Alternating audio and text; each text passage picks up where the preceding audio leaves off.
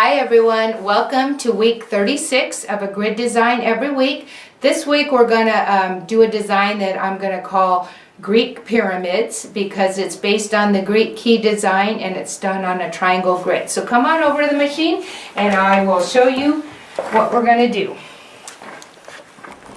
Alright, so here is our triangle grid, but the technical term is an isometric grid.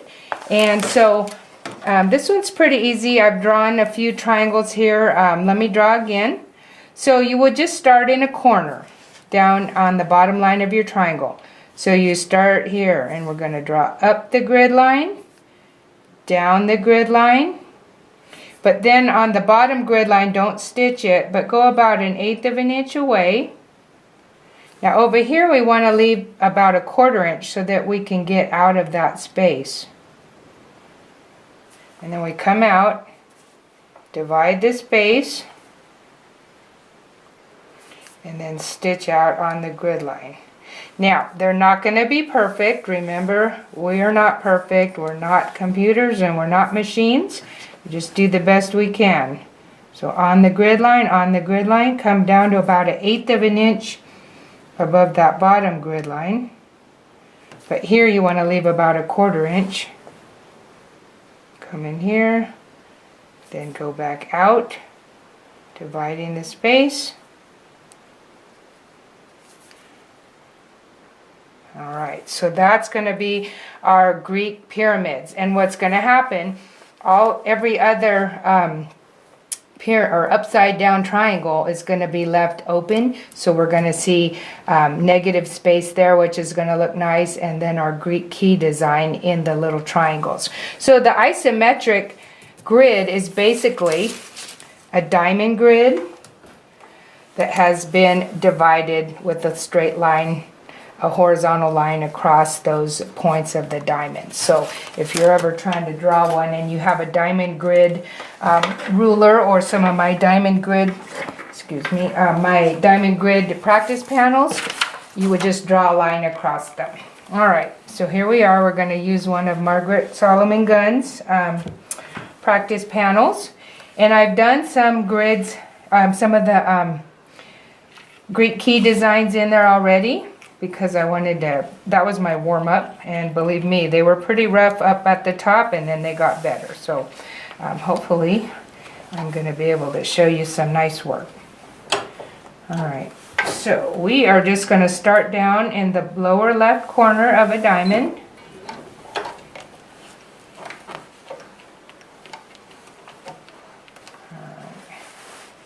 Having a little bit of thread issues. There we go. I think we're good.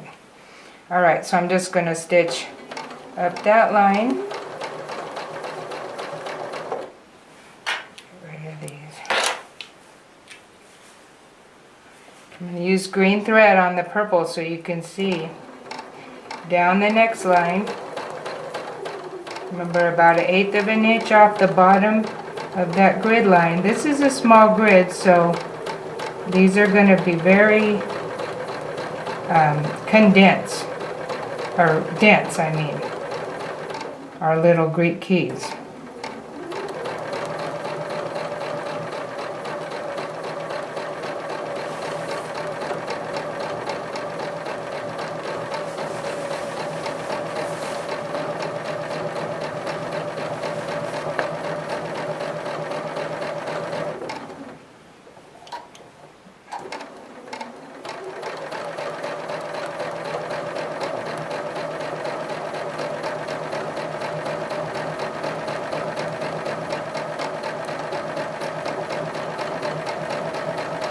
Like I said, this one really takes a little practice.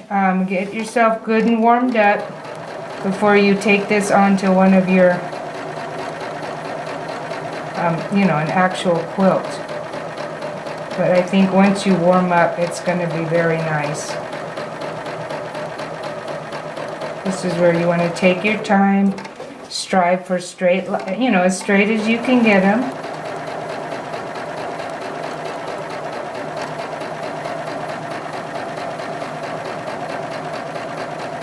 Always coming out, you want to divide the space.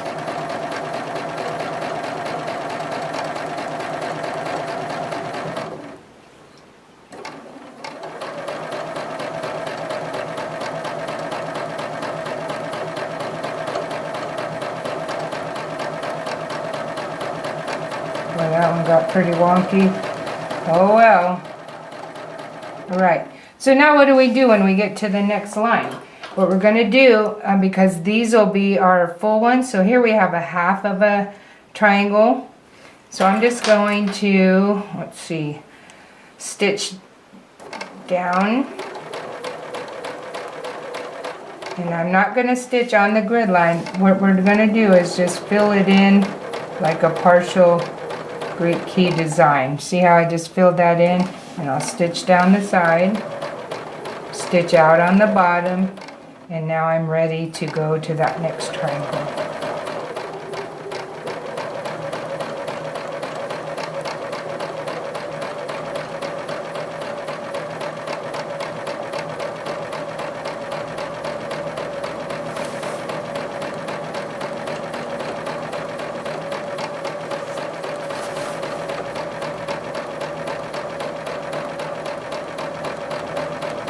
Like I said, getting your spacing right on these, that's the biggest thing, and then trying to keep them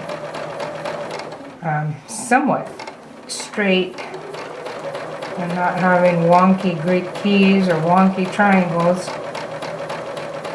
Takes a little bit of practice, but once you get it, it just becomes like a rhythm, like most of our grid designs.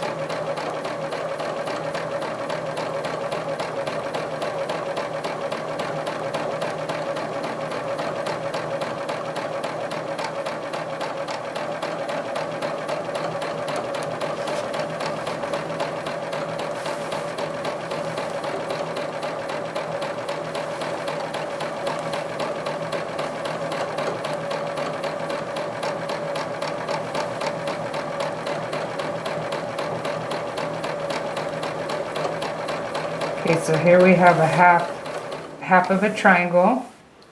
I'm just going to come down here,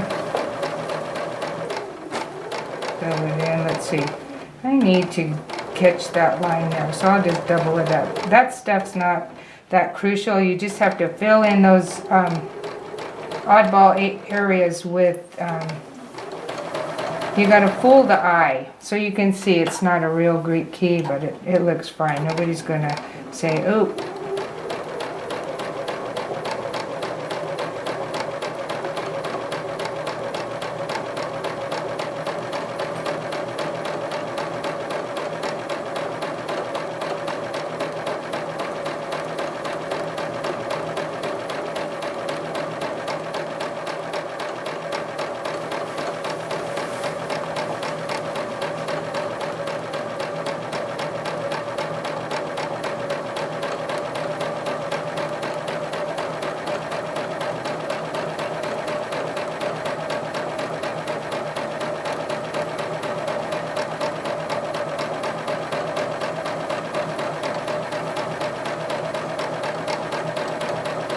You know, if you're doing this on a bigger grid, like say on my practice panels, the 2-inch diamond grid, you're going to have a lot more, probably bigger space to begin with, about a 1/4 inch coming in on those inner lines, or maybe even a little bit bigger. It's all going to be relative to the scale of your design.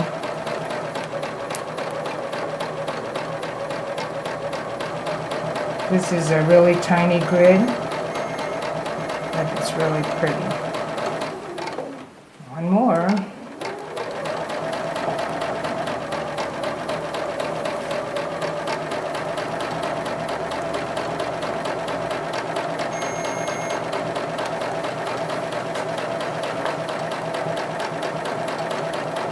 Alright, we're done. Let's take that out and look at it. So there it is.